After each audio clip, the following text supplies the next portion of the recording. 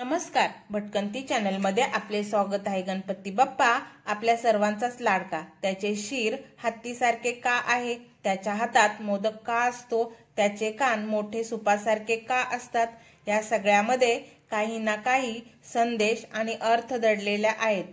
तसेच त्यांचे नाव एकदंत का पडले, त्यांना एक दात का नाही, याची जी आख्यायिका प्रसिद्ध आहे, आज आपण ते जाणून घेणार आहोत। आपल्या लाडक्या बाप्पाला एक दात का नाही आणि त्यांना एकदंत का म्हणतात, तर आपण जाणून घेणार आहोत। परशुराम आणि गणपतीमध्ये झालेले युद्ध। बृहदेवव्रत पुराणानुसार एकदा भगवान परशुराम, जे विष्णूचे 6वे अवतार, आपल्या शत्रूशी युद्ध करत होते। त्यांचे शत्रू म्हणजे आपल्या अधिकारानं उत्पात करून भोळ्या जनतेला त्रास देणारे क्षत्रिय राजा। त्या युद्धात सुद्धा ते विजयी झाले होते। आपले आराध्य दैवत भगवान शंकर यांचा आशीर्वाद घेण्यासाठी त्या इच्छेने ते कैलासाकडे निघाले। जेव्हा भगवान परशुराम कैलासवर पोहोचले तेव्हा त्यांनी पाहिले, त्यांना भगवान शंकर कुठेच दिसले नाहीत। फक्त एक मुलगा गुहेबाहेर उभा आहे। ते आपल्या इष्टदैवताच्या दर्शनासाठी संपूर्ण कैलासावर फिरत होते। मग त्यांनी गुहेत जाण्याचा प्रयत्न केला, परंतु गणेशाने त्यांना अडवले। आपले पिता शंकर हे आपल्या माता पार्वती यांच्या सोबत विश्राम करत आहेत, त्यामुळे त्यांच्या विश्राम वेळेत कुणी त्यांना भेटून त्यांची शांतता भंग करू नये म्हणून श्री गणेश कोणालाच आत जाऊ देत नव्हते।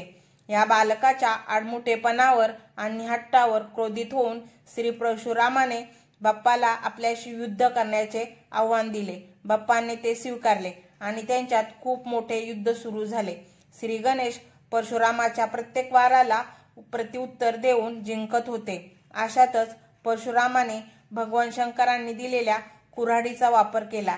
जी कुऱ्हाड आपल्या वडिलांची भेट आहे म्हणून तिच्यावर उत्तर न देता तो वार त्यांनी आपल्या दातांवर झेलला आणि त्यांचा दात जेव्हा भंगून जमिनीवर कोसळला त्यावेळी श्री गणेशाला एकदंत नाव मिळाले। ही बातमी भगवान शंकरास समजल्यानंतर ते बाहेर येऊन परशुरामाला गणपती आपला मुलगा असल्याचे सांगतात। तेव्हा पार्वतीलाही ही बातमी समजते आणि त्या खूप क्रोधित होतात आणि मग देवीचा राग शांत करण्यासाठी भगवान परशुराम गणेशास वरदान देतात की आता श्री गणेश एकदंत नावाने ओळखले जातील। एक कथा अशीही सांगितली जाते की जेव्हा ब्रह्मदेवाने महर्षी व्यास यांना महाभारत लिहिण्याची जबाबदारी सोपवली होती, तेव्हा आपण त्यांना जे सांगू ते योग्यपणे समजून लिहिणारा एक सहाय्यक हवा होता।